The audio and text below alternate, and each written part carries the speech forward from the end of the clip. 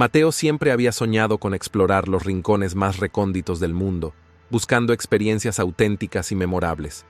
A sus 25 años, su espíritu aventurero lo había llevado a Madagascar, una isla llena de misterios y tradiciones ancestrales que desafiaban la comprensión occidental. Pero lo que comenzó como una simple curiosidad cultural, pronto se convertiría en su peor pesadilla. Desde que escuchó sobre la Famadihana, la danza de los cadáveres, Mateo supo que tenía que presenciarla. Esta antigua tradición malgache consistía en exhumar los restos de los antepasados, envolverlos en nuevos sudarios y celebrar con ellos como si estuvieran vivos. Era un ritual de profundo respeto y amor hacia los difuntos, y aunque podía parecer macabro para algunos, Mateo estaba fascinado. Llegó al pequeño pueblo donde la ceremonia iba a tener lugar al caer la tarde. Los aldeanos lo recibieron con una mezcla de hospitalidad y desconfianza, poco acostumbrados a la presencia de extranjeros. Sin embargo, le permitieron quedarse y observar, siempre que respetara las normas sagradas del ritual. Cuando la noche cayó, el ambiente se transformó. Los tambores comenzaron a sonar, llenando el aire con ritmos hipnóticos. Mateo observó cómo los cuerpos de los ancestros eran cuidadosamente levantados de sus tumbas, envueltos en sedas brillantes y llevados al centro del pueblo. La danza comenzó, y el joven no pudo evitar sentir una mezcla de asombro y temor ante lo que veía. Pero en medio de la celebración, algo cambió. Mateo notó a 5 hombres que lo miraban fijamente desde la oscuridad. Sus rostros estaban pintados con símbolos que no comprendía, y sus ojos, oscuros y penetrantes, lo seguían con una intensidad perturbadora.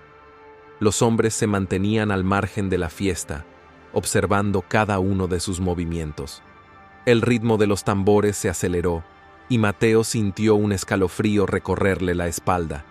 Intentó alejarse de la multitud, pero los 5 hombres lo seguían de cerca, sus figuras apareciendo y desapareciendo entre las sombras como espectros. El pánico comenzó a apoderarse de él cuando comprendió que esas miradas no eran casuales, lo estaban cazando. Mateo decidió que debía abandonar el pueblo de inmediato. Se abrió paso entre la multitud, que seguía celebrando ajena a su terror, y corrió hacia la espesura de la selva. La oscuridad era casi total, y los sonidos nocturnos de la jungla lo envolvieron en un caos de ruidos inquietantes. Pero los hombres lo seguían, cada vez más cerca, sus pasos firmes y silenciosos detrás de él.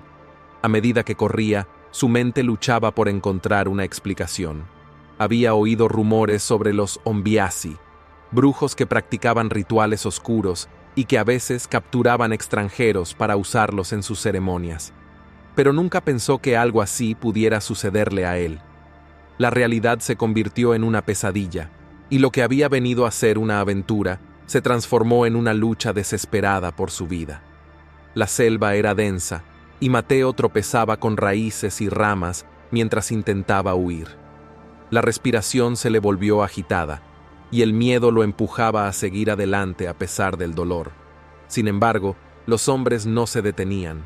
Sus figuras se movían con una agilidad casi sobrenatural, y Mateo podía sentir su presencia cada vez más cerca. Finalmente, llegó a un claro en la selva, un pequeño espacio abierto donde la luna proyectaba una tenue luz plateada. Mateo se detuvo un momento para recuperar el aliento, pero fue en vano. Los 5 hombres emergieron de la oscuridad, rodeándolo lentamente. Sus rostros eran inexpresivos, y sus ojos reflejaban una malicia fría y calculadora. Mateo retrocedió, pero no había a dónde escapar. Uno de los hombres alzó una mano, murmurando palabras en un idioma desconocido. Los otros 4 lo imitaron, sus voces uniéndose en un cántico gutural que resonaba en la selva. Mateo sintió cómo una extraña presión comenzaba a oprimirle el pecho, como si la misma atmósfera se hubiera vuelto en su contra. El tiempo pareció ralentizarse mientras los brujos se acercaban. Mateo intentó gritar, pero ningún sonido salió de su garganta. Estaba atrapado, y la desesperación lo invadió por completo. El líder del grupo se detuvo frente a él, susurrando algo que Mateo no pudo entender, pero que lo llenó de un terror indescriptible. Con un gesto rápido, El hombre sacó una bolsa de cuero y la abrió, arrojando al aire un polvo oscuro que cubrió a Mateo como una nube venenosa. En ese instante, todo se volvió negro. Cuando Mateo despertó, ya no estaba en la selva. Se encontraba en un lugar oscuro, frío y húmedo, con el eco de gotas de agua cayendo en la distancia. Su cuerpo estaba entumecido y no podía moverse. Intentó recordar cómo había llegado allí, pero su mente estaba confusa, llena de imágenes fragmentadas y distorsionadas. Sintió el miedo crecer dentro de él cuando escuchó pasos acercándose, resonando en el silencio como un presagio de su destino. No sabía quién o qué venía, pero estaba seguro de que no era para rescatarlo. Intentó gritar, pero su voz se había perdido, ahogada por el terror y la desesperanza. La oscuridad lo envolvió nuevamente, y mientras su conciencia se desvanecía, una sola pregunta permaneció en su mente. ¿Qué harían con él esos hombres? Pero la respuesta, al igual que su destino, quedó suspendida en la incertidumbre, perdida en la profunda y oscura selva de Madagascar.